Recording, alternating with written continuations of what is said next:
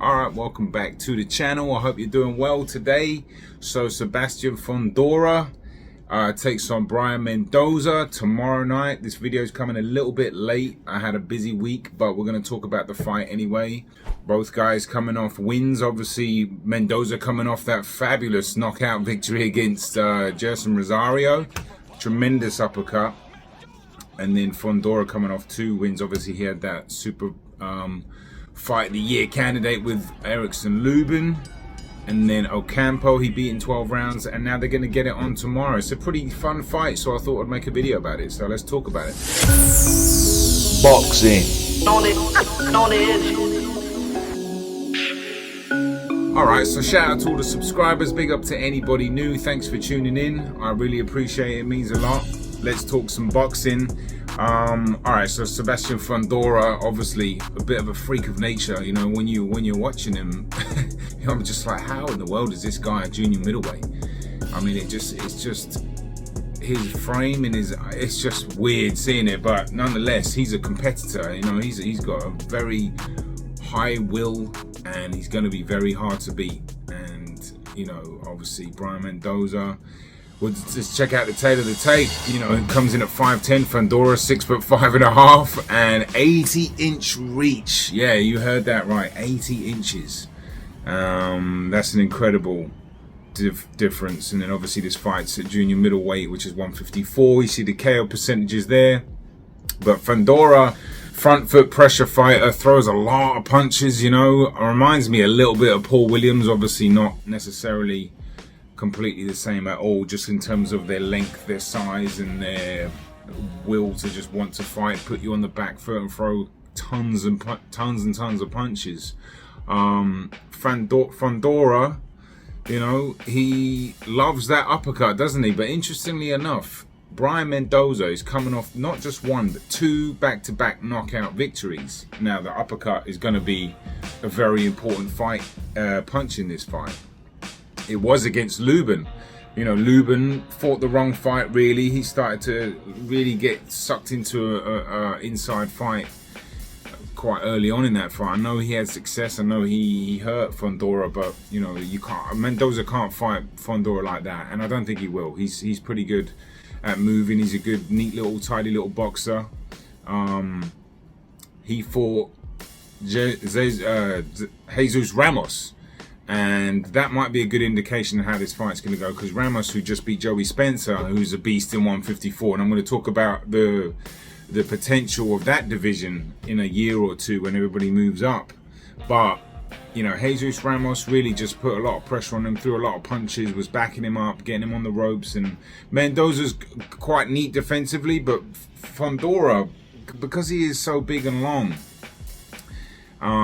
he can really catch you like with these wingspan and wide shots. And I do worry about Mendoza if he's like able to not gauge the distance, because he does fight a little bit with his hands down when he's out of range a little bit. I think he's got to worry about that. He's got to worry about getting sucked in on the inside with a back-to-back uppercut war with Fundora. You know, Fundora is good at setting that his backhand up too. He's got a bit of a lazy jab, to be honest with you, from what I've noticed, which, you know, when you're fighting a taller fighter, there are some things you can do, and I think, you know, one of them is definitely, for me, I always think the body's always right there, you know, but you have to try and be a bit creative with it. And obviously, I think the uppercut is there for Mendoza, but not as much, because he is 5'10", and Fundora is so much taller. It's way harder to land an uppercut against a taller man as it is them fighting you.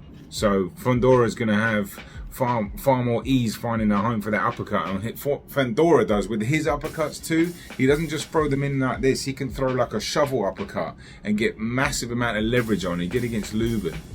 He can get uppercuts tightly on the inside. He can do long uppercuts, shoot the fist in like that so it comes up through the gloves, as opposed to like that. I mean, his uppercuts are pretty phenomenal, and he throws them in bunches. So Mendoza's got to keep it moving. I mean, I think he has to launch some attacks and get some work on that body. Maybe the straight right hand, jab to his high guard, shoot a straight right hand. He's got to keep turning him. He was turning Ramos quite nicely, and you know, he's got to try and stay out of getting engaging in a just an uppercut or war on the inside, because there's only going to be one victor there, and that'll be Fundora. But I think Fundora is going to win this fight anyway. It's just a question of how. I think Mendoza knows how to survive. He's like I said, he's crafty. He's got some defensive skills. He can box. He can move. He's got to keep doing that. But I think there wasn't a load of footage, so this breakdown isn't going to be the most detailed. I tried to find full fights of more recent, but there was only a couple of highlights here and there. So I'm just going off of that. But there is an opportunity that he can get that right uppercut going if you've got a southpaw coming in. Obviously the backhanded uppercut, but like I said, the height difference is going to be an issue to get him to land that. So I think the straighter punches, step on the outside of that southpaw, boom, shoot a right hand to the belly, maybe come back with a left hook, turn him. I wouldn't try and jab with this dude. He's so long and big. It's like, it's a hard night's work, man. Fundora is a nightmare stylistically, and he's got a serious will. You know, there's a little things I pick up on sometimes. He was on a Boxing Voice, Fundora, and you know, he mentioned about in training, he's like, you know, never trying to wait for the bell and wondering when the bell is. They said that's a loser's mentality, and you know, there's a lot of boxers that do that. And I've seen it in the gyms over the years. You know, people looking up the bell, when's the bell going, because they're tired. He's not like that. I know he got dropped against Lubin, but he took a knee, he kind of got himself back together, and then he came back and won. And he's a tough kid. He always comes in shape. He's smiling and happy and grateful, and he's going to be a great asset to the sport, to be honest with you. And I can't wait to see him. And imagine him in a fight with Jesus Ramos at 154. Crikey.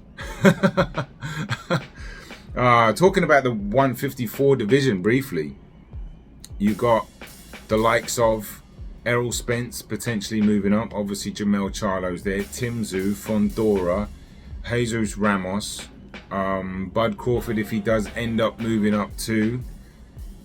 I'm sure there's one or two I can't think of right now that I'll leave on the screen if I do, but I think that could be a division in the next year or two that could be pretty awesome, to be honest with you. So, but in terms of this fight, I think Fundora will just, you know, outwork, out-hustle, outland Brian Mendoza. Brian Mendoza might, if he's got an opportunity to get some good early rounds in early, while his legs, his stamina and his intelligence is still there, and his ability to not get sucked into a war, whereas he might get tired a little bit later. But I think I wonder about his desire, because the highlights that I saw against Ramos, it looked like he you know, didn't really, I mean, I don't know if he really could do anything against that guy. You saw what he just did to Joey Spencer. I mean, this is an incredibly tough dude. Fundora is very similar, not stylistically in terms of exactly, but like they come to fight, they're big, they swarm you, a big man coming on you, throwing a lot of punches is draining. So I think it's looking pretty rough for Mendoza, but hopefully we get a good fight. I think Fundora will, I think it will go 12. I like Mendoza's ability defensively, his footwork, his turning ability, pivoting. Hopefully, like, he doesn't get caught up on the inside and get into an uppercut trade, because that could end up badly for him. But you know, boxing fans will win on this one. It should be a fun fight, unless Mendoza does really just come to survive in the last few rounds, which he might.